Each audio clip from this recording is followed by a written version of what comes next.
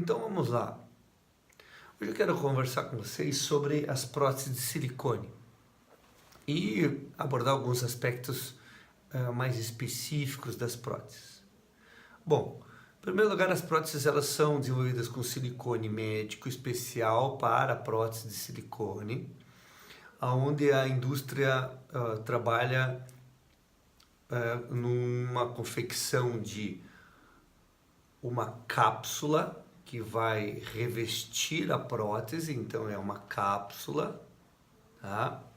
Tem várias especificações, mais fininhas e lisas e delicadas, e um pouco mais texturizadas, tá? Existe uma textura para revestir essa cápsula. E o interior dessa prótese, o que vem dentro, é um gel coesivo, que tem várias densidades, mas é basicamente um gel, uma gosminha, um gel, pode ser mais ou menos grosso e ter a viscosidade maior ou menor, mas é o preenchimento da cápsula com este gel vai dar a firmeza, mas também a maciez e a textura desejada. Existe também a cápsula que ela não é feita de silicone, ela é envolvida de silicone, mas ela tem uma última camada de poliuretano, né? É um tecido, é uma cápsula com um revestimento final, ela é feita de silicone também, mas um revestimento final com um tecido de poliuretano, para dar essa textura também um pouquinho mais espessa. Então, nos dias de hoje, a gente está trabalhando com duas vertentes, digamos assim. As próteses que têm uma textura bem lisinha, mais suave, normalmente não tem uma aderência na parte externa, na parte interna do corpo com a prótese. E as próteses que têm uma textura mais rugosa, mais espessa, que em tese facilitariam a aderência da prótese nos tecidos, né? Então é a poliuretano, essa textura mais espessa, um pouquinho mais grossa e uma textura mais lisa. E aí assim, cada o cirurgião teria um objetivo com essa variação de textura, né? A gente tem as próteses de perfil baixo, por exemplo. Então você pega uma prótese de perfil baixo, ela é bem achatadinha, né? Perfil baixo, ela é bem achatadinha. Então, por exemplo, essa prótese aqui, ela tem 250 ml, mas ela tem bem pouca projeção, tá? Quando colocada, ela fica bem discreta e dá muito pouca projeção.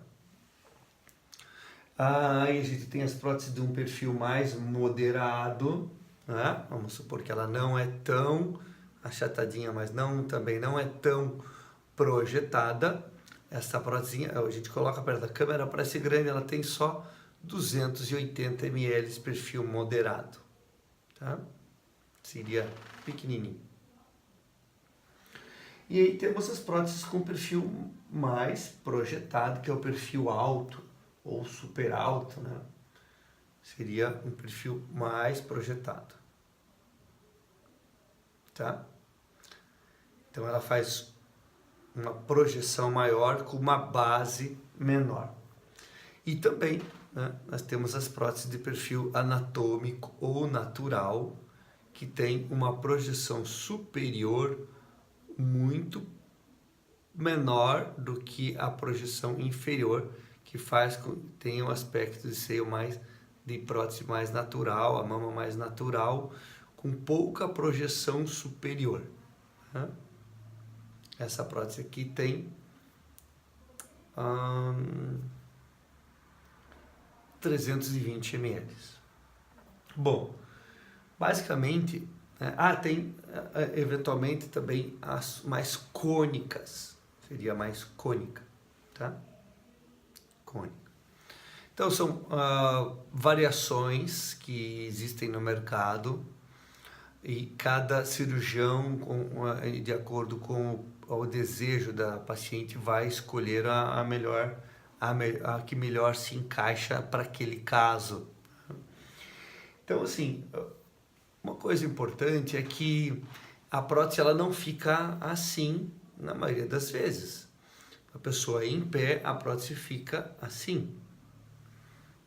E por mais preenchida que ela seja, ela forma, né, ondulações. Mesmo as próteses menores, né? Mesmo próteses menores, ela forma ondulações. E esta ondulação, muitas vezes, ela se reflete na pele das pessoas mais magrinhas, das pacientes mais magrinhas, essas ondulações, em uma anomalia na pele.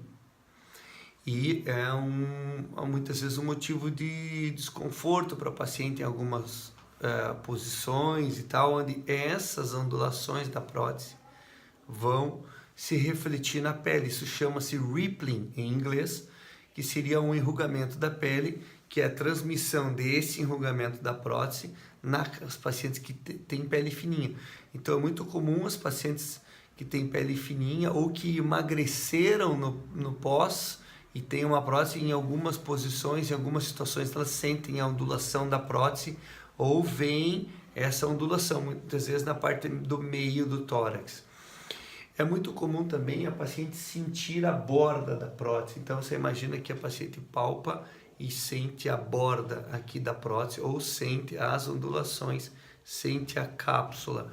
Quando a paciente coloca um silicone e tem uma gordura do tórax, uma pele mais espessa, uma gordura do tórax que protege essa prótese, é mais difícil dela sentir.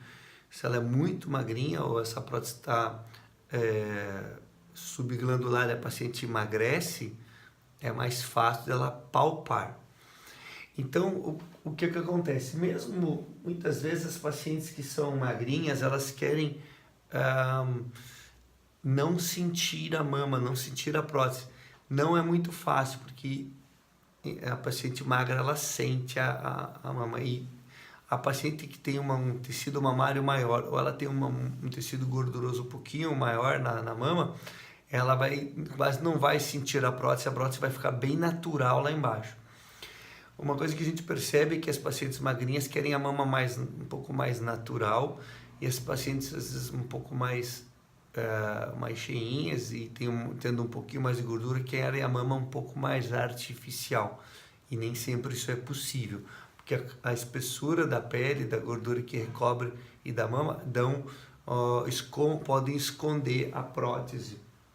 A prótese de silicone é uma coisa bem resistente, né? Claro, salvo alguns raros defeitos de fabricação, uma prótese de silicone pode ser torcida, pode ser torcida muito, pode ser feito vamos por a mamografia, o ultrassom, a chance de arrebentar, de estourar, de romper é muito pequena.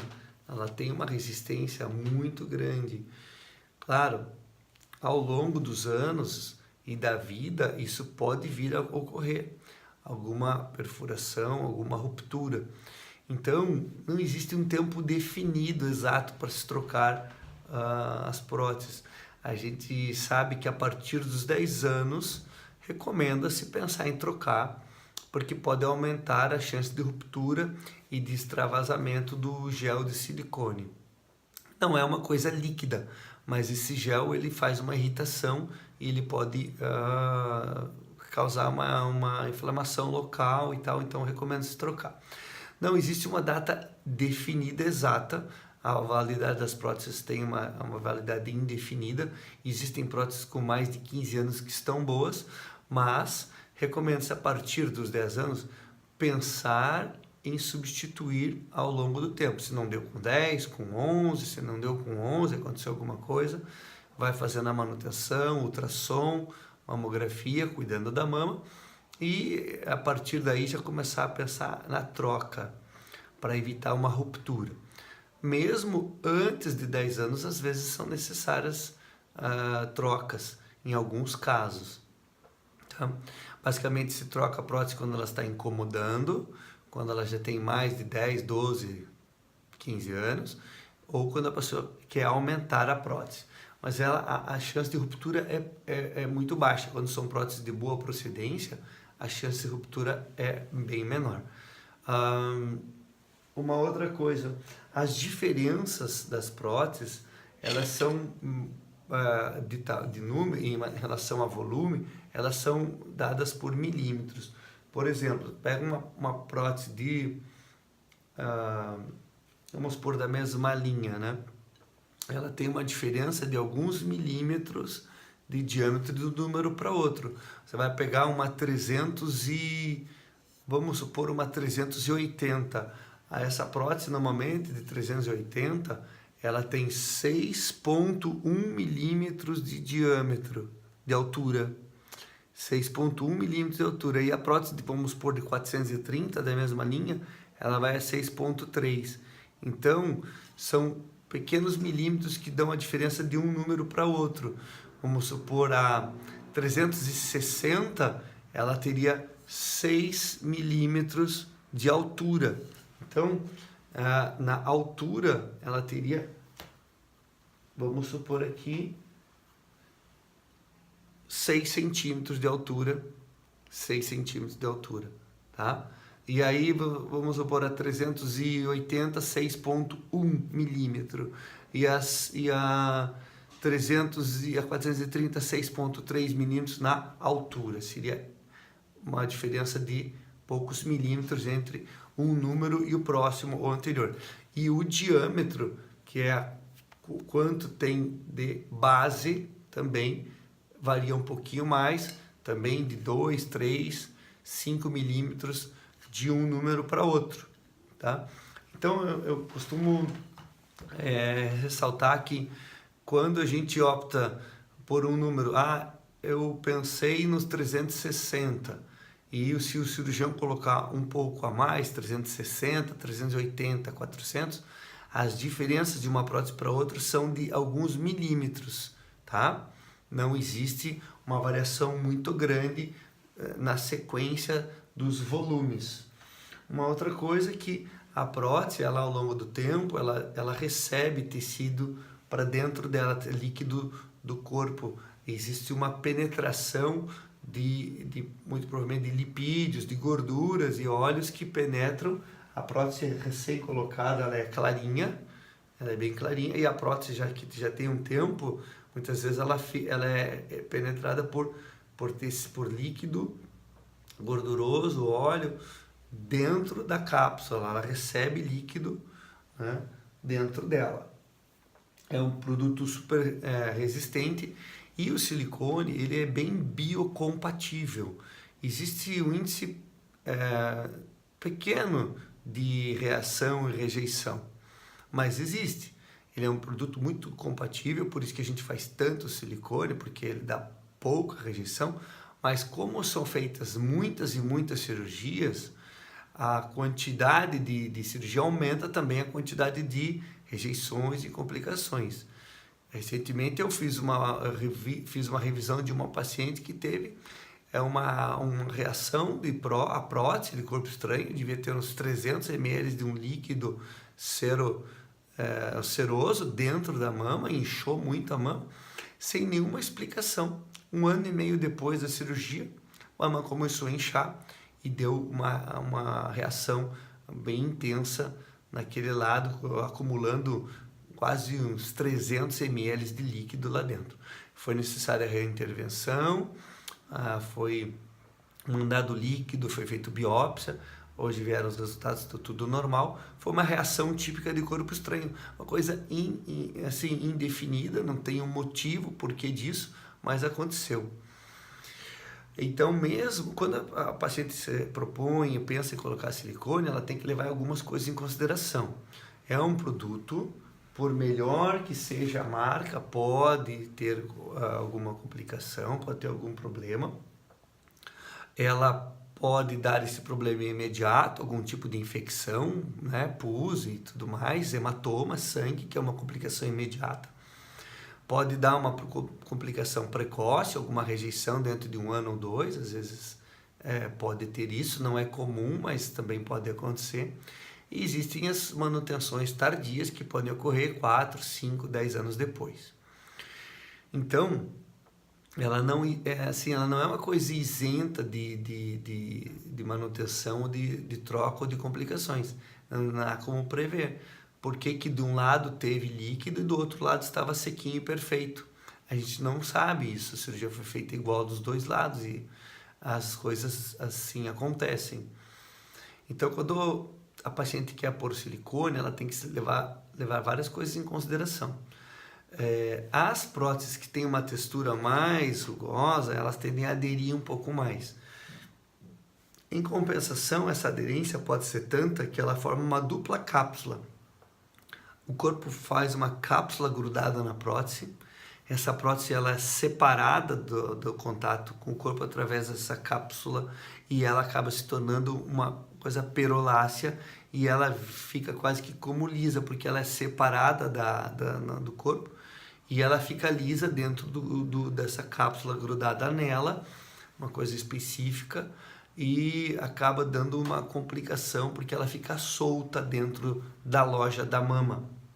E existe a prótese mais lisa, com uma tecnologia com um tecido de cápsula bem fininho e delicado. Não tem uma aqui, mas seria uma coisa mais ou menos assim, né?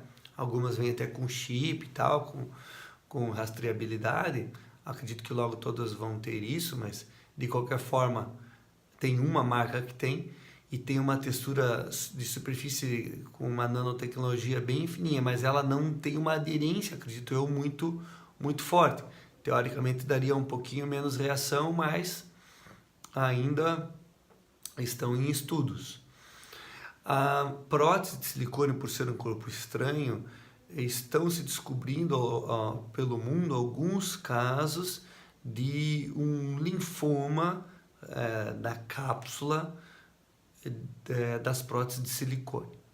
São coisas raras, eu particularmente nunca vi nenhum caso, nunca soube de nenhum caso, mas a partir de algumas publicações na Europa, Estados Unidos e Austrália, foram diagnosticados pacientes com um linfoma de células gigantes que é causada pela presença desse corpo estranho, que seria a prótese de silicone. Existem casos em alguns outros tipos de prótese também. É raro, bem raro, mas como também tem muita gente colocando, os casos estão aumentando pelo mundo, mas eu particularmente nunca vi. A gente tem estudado, pesquisado quando tem alguma reação, mas é importante saber que eles existem, esse tipo de coisa existe. Bom, são tecido, é um produto bem resistente, em tese dá pouca rejeição, mas tem que se tomar cuidado. Quando a gente vai colocar um silicone, então, por exemplo, vai ser colocada a prótese, é trocado, as luvas são trocadas, a prótese é lavada em antibióticos, os tecidos internos também, só o cirurgião coloca com todo cuidado, para que não tenha quase nenhuma contaminação, né, do produto. Mas, como ela é um corpo estranho, muitas vezes meses, anos depois, ela pode dar uma reação. Tá? Não existe a prótese eterna que é colocada e acabou, esquece, não se preocupa mais. Sempre tem que se preocupar fazendo uma manutenção uma vez por ano da mama e tem que estar sempre ao longo de 1 ano procurando o seu cirurgião ou o ginecologista para fazer um acompanhamento da prótese. Tá? As pacientes de mais idade, acima dos 40 anos, também cuidam da mama e algum risco, e os riscos de câncer de mama, que não estão relacionados ao silicone, mas se preocupam com a neoplasia da mama primária da mama. E as pacientes mais jovens vão fazendo essa manutenção cada ano, 2 anos, para ver se está tudo bem, fazendo ultrassom e tudo mais. Mas junto com o seu médico, isso vai decidir qual que vai ser o cronograma de manutenção, da avaliação. É importante sempre estar voltando para que o médico veja, não simplesmente esquecer totalmente. Apesar de que a gente sabe que tem pacientes que depois que colocam, a prótese nunca mais incomoda e a paciente acaba deixando de vir ao consultório, tá? Claro que é o menor sinal, de alguma coisa que mudou, vale a pena voltar ao colega e refazer a revisão dessa cirurgia, tá? As diferenças de perfis, né? Você vê, não são tão gritantes, mas o que a gente mais coloca, o que eu mais coloco é o perfil super alto, porque ele dá uma projeção maior, dá um colo maior, dá um volume maior de polo superior. Aí a gente coloca muito pouco as mais achatadinhas. Antigamente se colocava até essas bem achatadinhas, que tem 140 ml, quer dizer, uma coisa mínima, que dá a mínima diferença. Então é muito raro colocar essas próteses pequenininhas. A mais comum são as redondas de perfil alto, que dão uma mama mais arredondada. Claro que existem perfis diferentes de clientela, de pacientes, de necessidades, daí cabe ao cirurgião escolher a melhor prótese, tá? Eu tenho optado sempre por perfil super alto, ultra alto, uso a prótese mais texturizada ainda, tá? Gosto da ideia de que ela tem uma aderência maior nos tecidos internos, né? As diferenças de projeção são milimétricas, então às vezes a gente no consultório decide para colocar um volume, vamos lá, 360, e na hora da cirurgia eu percebo que a 380 ou a 400 ficou maior, ficou melhor, ficou mais bonita. Esse pequeno aumento de alguns milímetros distribuiu melhor e projetou melhor a mama. Então muitas vezes eu mudo, e não é porque eu mudei por um número a mais que vai ter diferença e a gente vai estragar o resultado. Pelo contrário, esse um número a mais, que aumentam alguns milímetros no diâmetro, na altura, 2, 3 milímetros na altura e 3, 4, 5 milímetros no diâmetro, o resultado acaba ficando mais bonito porque distribui melhor a prótese no tórax da paciente, tá? São alguns pontos que a gente conversou hoje. Espero que tenham gostado, tá? Mandem perguntas, o que eu puder responder eu respondendo, aqui é muita correria, muita coisa, nem sempre consigo responder as perguntas todas, e meu inbox tá bem atrasado, mas o que eu puder, né, pescar alguma coisa que pode ser útil aí para o pessoal, vou respondendo. Espero que tenham gostado. Até a próxima, fiquem com Deus. Tchau, tchau.